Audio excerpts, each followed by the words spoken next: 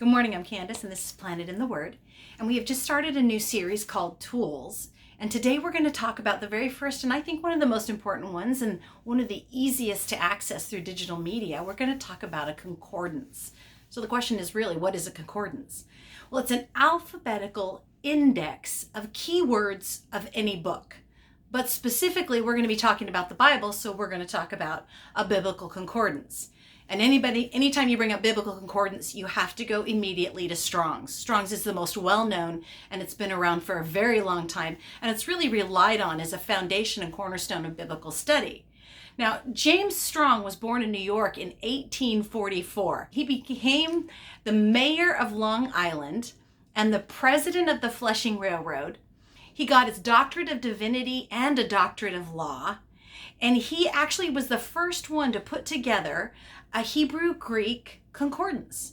And what he did was, he and a team worked together to list every word in the Bible alphabetically, both in Hebrew and in Greek. And once he had every single word that had ever been used in the Bible listed, he numbered them all. And that allowed him to reference those numbers every time a Bible or a verse or a word was used. You could find it, and you could find out every time it was used, how many times it was used. It was just this phenomenal tool for study, and it also included a very simple definitions or entry about this word, and he really wanted it that way. He wasn't trying to replace commentaries and lexicons. What he really wanted was an easily accessible, usable tool for helping people study specific words in their Bible. So that's what we're going to do today. We're going to take a real quick minute. Now, I know that last time I introduced two free software programs to you, blueletterbible.org and biblehub.com. But today, for these purposes of what we're doing, and if I'm really honest with you, this is where I had the most, I'm going to navigate how we go and get to Strong's and how we use Strong's to our advantage. And I'm going to do that through Blue Letter Bible. So though you're going to also, if you prefer Bible Hub or you have one of the paid software programs, you're also going to be able to find this information on there because it's free. You'll just access it differently than what I'm going to be able to show you to do. So hopefully this is really easy to follow. So join me as we learn how to use the Strong's Biblical Concordance. So let's navigate to the Strong's Concordance through Blue Letter Bible. And remember, the Concordance specific job is to help you understand and define words. So we're going to need to pretend like we're doing a word study. So today let's pretend like we wanted to know what the word Shema was, or hear, or listen in Deuteronomy 6:4. You'll probably recognize this. Hear, O Israel, the Lord our God, the Lord is one. This is what the Jews call the Shema. So I've pulled that particular verse up, and here is the whole verse played out. And I'm going to go to my tools box, and I'm going to go to the interlinear, which takes each individual word of that passage and lists them separately. And one of the great things that it does is right in the middle shows you each individual Strong's number. Now, if I was in the New Testament, these would all begin with a G. So the fact that it starts with an H, Hebrew, is letting me know that the word here has been assigned the number 8085. In Hebrew, it looks like this, Shema.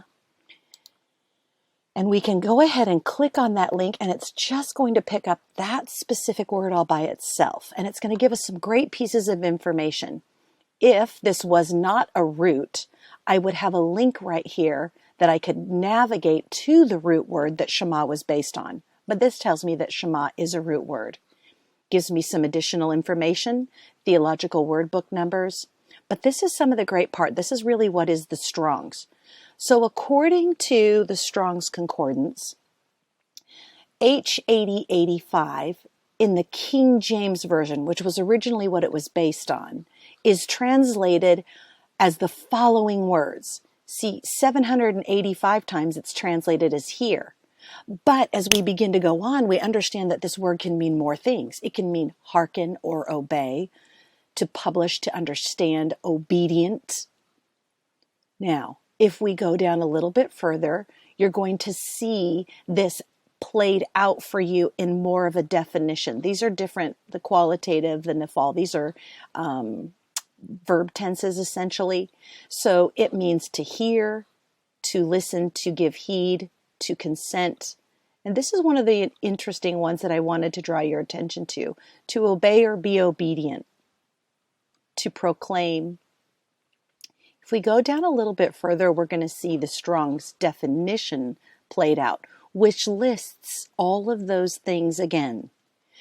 A little bit further, we're going to get 2 lexicons. I love this Brown Driver, and I love this lexicon right here, but we're not going to spend time on those today. What I really want to show you is that if we drop all the way down to the bottom of the interlinear, what it does is takes the version that I'm in, which is currently the NASB, and the Strong's number is translated in the NASB 1,165 times Shema is listed.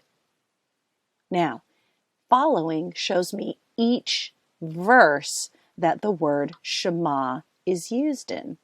And the idea being that Shema is more than just listen. It's listen with ears to obey. It's an active participating, you have to be complicit in listening with ears to obey. And if you go to the lexicons, it will spell that out even further.